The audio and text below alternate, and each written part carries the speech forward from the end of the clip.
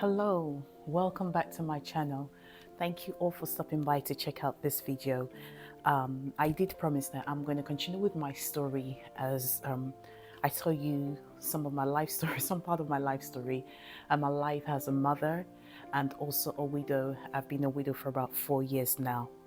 So from where I left off, when I was telling my story from the last video that I uploaded on this channel, I think I stopped on the proposal, right?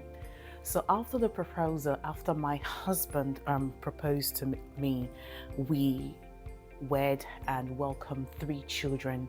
Not long after we got married, welcomed 2 girls and a little boy. Life was going so well, beautifully well. I mean, my husband had a very successful business, and also I was just continuing with my beauty business while I was raising my children. So I worked in my own time and stuff. So after, life was going well, as I was like I mentioned, and the year 2017, I believe it was the year 2017 when we started noticing a form of change in my husband's body in terms of his mobility. He was unable to walk as well as he should walk. His legs was a bit dragging. We first of all thought, okay, the fact that he's unable to walk probably could result to the fact that maybe lack of sun, not getting enough vitamin D. So it's doubled up on the vitamin D dosage and taking up vitamin D, higher level of vitamin D. Started taking vitamin D, no improvement, things were getting worse. Booked an appointment with the doctor.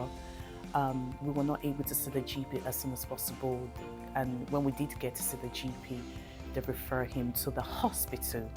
Now the hospital were taking the time as well to actually see him, so my parents suggested that he comes over to the hospital near their home, which is further out, almost slightly just on the outside of London, slightly still within London, but just slightly outside. So we end up going to the hospital. And I remember, so this was January 2017, that his mobility was kind of not right. So it wasn't until July of 2017 that he was able to get to the hospital. I think just a couple of days, or I think just a couple of days, no, our last boy had just turned 2 of that year of 2017. And a lot of people started questioning, they were questioning in terms of what's happening, why are you walking like this, what's going on. He didn't have the energy to do a lot of things and stuff. So fast forward to 2017, July 2017, when I went to the hospital, and as soon as he got to the hospital, they were able to, the doctors there did all the necessary tests that they needed to do, giving him a scan, doing blood tests and all sorts of things. And before, I think he stayed in the hospital for about a day or two while there. And by the end of day 2 or so, he was diagnosed with a condition which, when I heard of the condition and my parents heard of the condition, the way I reacted was different from the way my parents reacted. Now, I say the way I reacted was different because I did not know what the condition entailed and what it meant. And my parents already were in a panicked mode. They were rejecting it and praying and started fasting and all of that. Remember, my mother started fasting and we all started praying and stuff. But myself and my husband, then I remember we were taking it quite lightly. I don't know whether he knew I'm sure he would have known because they would have told him at the hospital as well, because I wasn't with him on the day at the hospital when he got when the results was given to him. I went later on to see him with the children. So after he was diagnosed with the condition, and my parents got in a panicked mode and started praying, started fasting, and things were getting worse. His mobility was declining. He wasn't able to drive by the end of before the end of 2017, he was unable to do any form of driving. So I started doing a lot more things around the house for him physically, and for the children as well. I had to step up slightly more a bit. Um, Things were getting worse. Things were not getting better. Condition was getting worse. His physical condition, mobility wise, was getting worse. And I think it was the year, I believe, could have been actually end of 2017 or 2018 when I my life started changing. Our life started changing slightly at this time. Um, I was not attending. I think friends were inviting me. Some friends had gave birth. They were inviting me to birthday parties, outings, that I could have taken the children to, and some events I was supposed to attend. I wasn't able to attend it because I had to look after my husband. And I remember getting on a phone call with a friend in I believe either the ending of 2017 or beginning of 2018. And the friend we're just catching up, and I remember having a conversation with this friend and was asking about my family and everything. So longer shots of all of long really the conclusion of that conversation was that I end up mentioning the name of the condition to my friend. The moment I mentioned the name of the condition to my friend, what my husband was diagnosed with, my friend went into she screamed. She shouted. She was also in a panic mode and like, oh no, no, Rola, no, mentioning that this can't be, started rejecting it and started praying with me over the phone. At that moment, she kind of like, Rola, do you understand this condition, what it's all about? And then she mentioned a famous artist who had this condition, which I'm very familiar and aware of this artist, this celebrity that had this condition. The moment she mentioned that artist, that celebrity, it dawned on me. I understood. I knew what I was dealing with. My whole thinking, my whole being, everything just changed from that day on. And I understood it. I cried that day, later on that night. My thinking, my action, everything changed. And even the way I started looking at my husband slightly was like, oh no, is this what we are dealing with? And at that moment, I think I got into a prayer, got into a conversation with God, and things became a bit more intense in terms of looking after the children. The children kept seeing, they saw that their father's mobility was not as great as it used to be. Daddy wasn't able to do as much for them as they would like Daddy to do, and he started losing his speech, his ways of talking. He couldn't speak properly. And the moment that friend of mine, we had that conversation and reality dawned on me, and I started thinking of things, and I looked when I looked at my husband that day, and reality dawned, and I just thought, oh my gosh, this is what I'm dealing with. And I got into prayer, a conversation with God, and God kind of just brought back to my attention, or reminded me of a movie that I watched. I went to the cinema to watch with my husband. I believed I would have watched that movie with my husband. And as the Holy Spirit, I believe God dropped it in my spirit. The Holy Spirit dropped it in my spirit of that movie. Sitting down there in that movie hall, watching that movie, judging.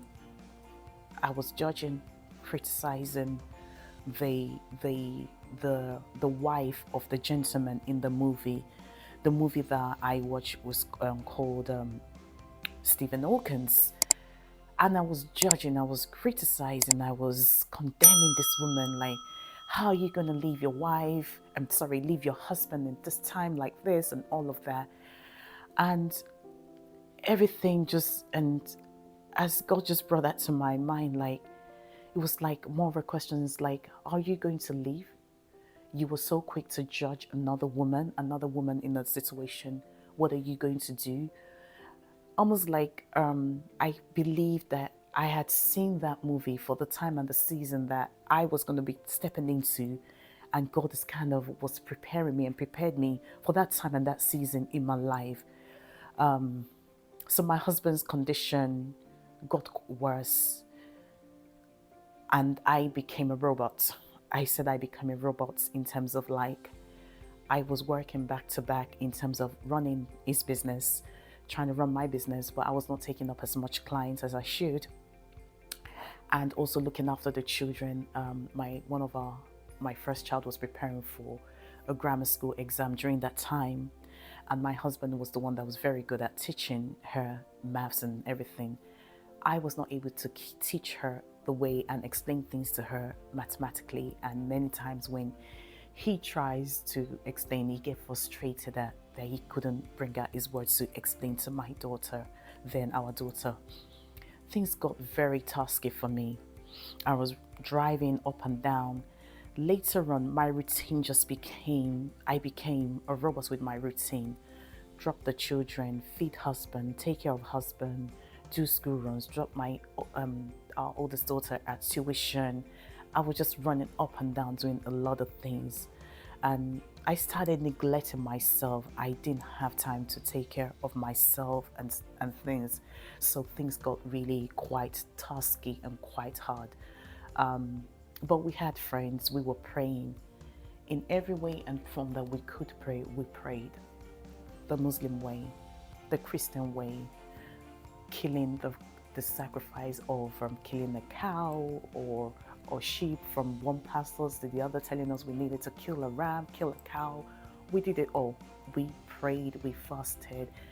I fasted when my husband could not fast, and I keep saying to the pastors that keeps coming to us to pray with us over the phone that I will fast for him, I will pray for him. Now, also thinking back and looking at it, when I was reminded by the story of that man, Stephen Hawkins, and me judging, saying, am I going to leave now or am I going to stay? Just kind of done to me like, where am I going? I'm not going anywhere. This is my husband. And the vows that I shared, the words that we shared on the day we got married, all just kind of came to me like, when a lot of us share these vows when we get married, or when we were getting married, for those that are married, we share it that in sickness, in health, through thick and thin, in sickness, in health, till death do us apart. Now, I went through my thick and thin with my husband, in sickness, in health, and when I said the thick and thin were thick and thin, the sickness in health was sickness in and in health. My husband became a different person. Not a different person as in personality so much. His personality was still there.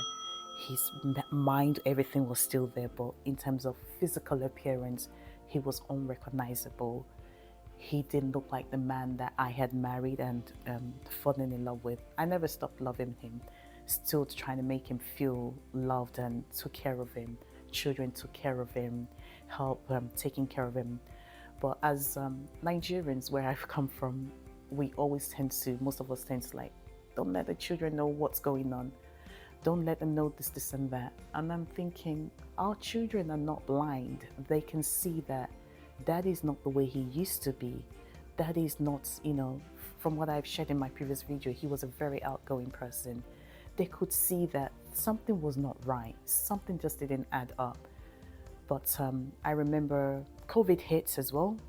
I had conversation with my children, had one of the most difficult conversations with my children, explaining the condition of their father to them and letting them understand that sometime, God will have to take people with love away, and letting them know that it doesn't mean that God doesn't love or care for us, but sometimes God just wants another angels with him.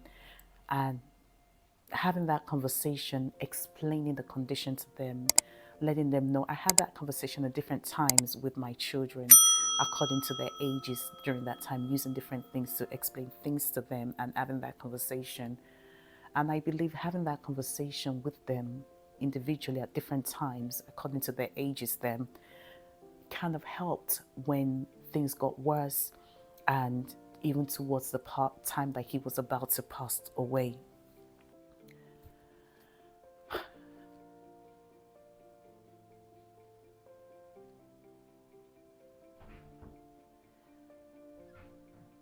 So as the condition got worse, like I said, he was unable to eat as well, much as he should be eating. He was unable to move and have his being moving around and all of that. And he was at home. Now I'm going to fast forward to when he passed away, towards closer to his death, towards the time he was about to pass away. Towards the time that my husband was about to pass away, then, like I said, I was doing a lot of things, caring for him in everywhere from feeding, cleaning, everything, and also at the same time looking after the children. And COVID had hit during this time as well. So when the announcement came online to say we were all going to be on lockdown, it was a sweet moment. It was a joyful moment in a way for us as a family, and for my husband especially, the fact that he did not like it, the fact that, you know, I had to do the school runs and he had to be at home with, I had an assistant carer that was helping me there then, and you know, that we were all out and about and everything, that we were not all at home with him. So he was happy the fact that we were all going to be at home during this time that the lockdown had happened, and he was going to spend as much time, we were going to spend as much time together as a family, which kind of made him quite happy during that time. And you know, lockdown happened, we spent time together, we played games together. We used to play some footer games together when he was, you know, he was still, you know, while he was on his sick bed, he was get him to smile and play games with him and all of that, and which made him smile. Every time I stepped out to, every time I stepped out to do shopping, he was always in a hurry for me to come back home quickly to take care of him and to feed him and do all sort of things for him. Fast forward to when he now passed away, it was just a normal day, prepared him for bed. There's so much we had to go through when he was sick, preparing him for bed to sleep and everything. There's a routine and things we have to prepare for and everything while getting him ready for bed. During this time as well, while he was sick, one of his siblings came round to see him every now and then and also helped out a bit as well. So it's just a normal night, prepared him for bed. We all said our good night and all of that. And then we went to sleep. He slept and everything. And when the middle, I think it was about 5 or early hours of the morning, very early in the morning, like I said, when he was sick, I was not getting I did not have full-time sleep at all. I was not sleeping the way I should be. It was more like I had another newborn baby in the house. I kept on getting up in the middle of the night throughout the time he was sick, just to help him out, you know, in care for him in every way and form that I could. So I got up the early hours of the morning, the day he passed away in August, on the 27th of August in 2020. Got up early hours of the morning and found that he had gone. And I remember screaming his name and shouting his name and asking him to come back. I kept saying, no, don't do this to me. Yeah, that day was one of the most difficult and very, very hard day for me, because it was just me and the children and him that were at home. And yeah, kept on screaming him, trying to get him to wake up, like, you know, he should come back and stuff. I just called my mom. I didn't know who else to call. Called my mom, called my parents, and then called his family. I quickly shut the living room door because I just didn't want the children to see him that way, and got a friend to quickly pick up the children to take them over to her place because I just didn't want the state that he was in, the children to see him that way. Friend came and took the children away, and I just still, they were asked. I remember them going that early that morning, so can you say bye to daddy? My son was saying he wanted to say bye to daddy that morning, and I said to him, you say bye to daddy later. You talk to daddy later. You just need to go quickly. And I just got the necessary people that needed to be around me were around me as early as possible that morning. Friends came around, friends and family, they came around. My mom came around, and yeah, it just yeah, it passed away that day. It was like a part of me had gone, him going, but I thank God and I'm grateful.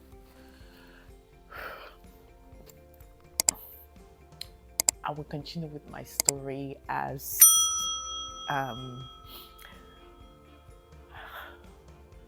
how I am now and how we've been living how I've been living as a widow, and how life has been since he passed. I'll just leave it as it like that now. Thank you all for watching, and I'll speak to you soon.